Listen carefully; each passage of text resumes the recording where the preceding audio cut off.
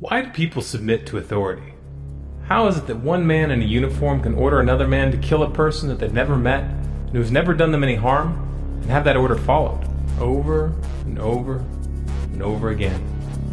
This may seem like an extreme manifestation of obedience, one that you're unlikely to encounter outside of the military or the realm of politics, but the reality of the matter is that the psychological forces which compel people to obey are the same, regardless of the content of the orders given.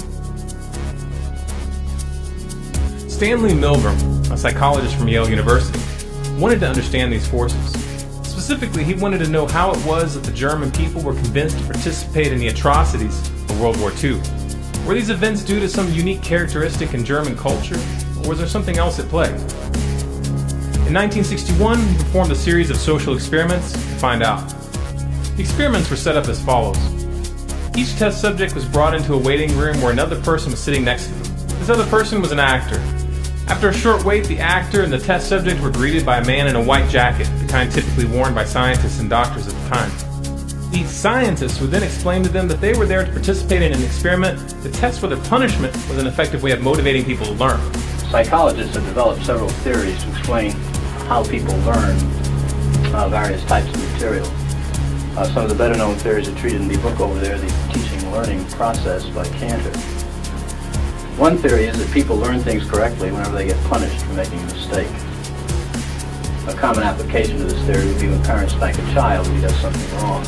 But actually, we know very little about the effect of punishment on learning because almost no truly scientific studies have been made of it in human beings. For instance, we don't know how much punishment is best for learning. And we don't know how much difference it makes as to who's giving the punishment, whether an adult learns best from an older or a younger person himself, and many things of this sort. So what we're doing in the project is bringing together a number of adults of different occupations and ages, and we're asking some of them to be teachers and some to be learners. We want to find out just what effect different people have on each other as teachers and learners, and also what effect punishment will have on learning in this situation. They were then told that one of them would play the role of the learner, while the other one would play the role of the teacher. The scientists chose the roles for each person, and the actor was always chosen as the learner. Both the learner and the teacher were then shown two rooms, one with a device with multiple switches with voltages marked on each one, and the other room containing a chair with shackles and a set of electrodes. The two individuals were then separated, and the actor was then supposedly shackled to the chair with the electrodes. However, unbeknownst to the real test subject, the electricity was not connected at all. The experiment was then started, and the test subject was ordered to ask a series of questions to the person in the other room through an intercom. Once the answer came back, if it was correct, they were to move on to the next question. If the answer was incorrect, they would flip a switch, administering the shock. Each time an incorrect answer was received, they were to move up to the next switch in the series, thereby delivering a higher and higher voltage. Now each time he gives a wrong answer, you move up one switch on the shock generator. And it's important that you follow this procedure exactly, so to help you, let me go through it again very quickly.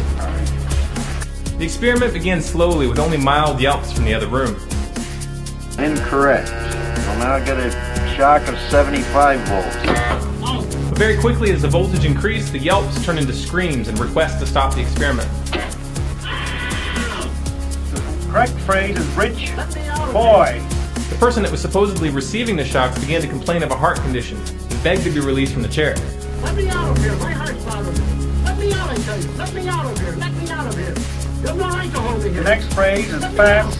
Let me out, let me out, let me out of here. Let me Bird, out, let me car, train, plane. The real test subjects who were administering the shocks were of course disturbed by this, and they all turned to the so-called scientists to express their doubts. These scientists merely responded by insisting that they must continue. Answer is bear. 240 volts. Next one's sweet. No, you go back up to the beginning of that page and go through it again until he's learned them all correctly. Oh, no, I'm not going to do that answer. Do you mean I got to keep going up with the scale? No, sir, he's hollering in there. I'm not going to give him 450 volts. The experiment requires you to I know continue. it does, but that man is hollering in there, sir. As I said before, although the shocks may be painful, Yeah, they're not but I mean, dangerous. he's yelling in there. Start with blue, please, at the top of the page. Continue, please, teacher. What do I tell him? We're going over it again? No, just go ahead. Blue, boy, girl, grass, hat. Correct. Nice. Day, sky, job, chair.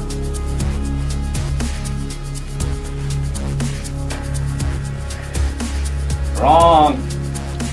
Answer is day. 285 volts.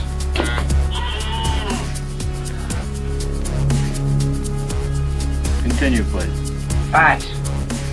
Man, lady, tub, neck. Answer, please. Wrong.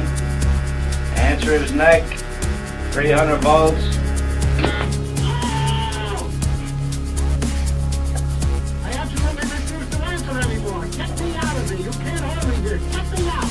Get me out of here. Continue. The next word is green, please. Green. Grass, hat, ink, apple.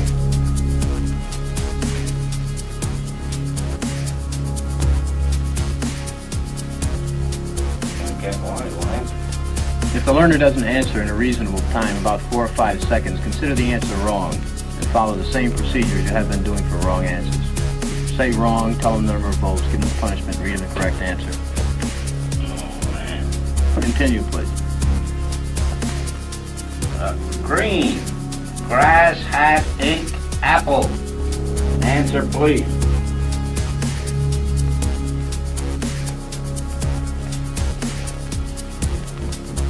Go on with the procedure, please, teacher. 315 volts. The answer is ink.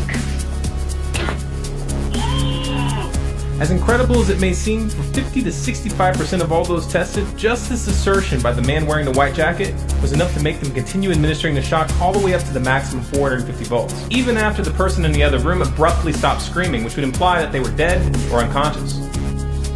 These experiments have been repeated over and over again using test subjects from all walks of life with virtually identical results. What this means is that more than half of the population would put a random person to death if they were ordered to by a complete stranger that seemed to be in charge.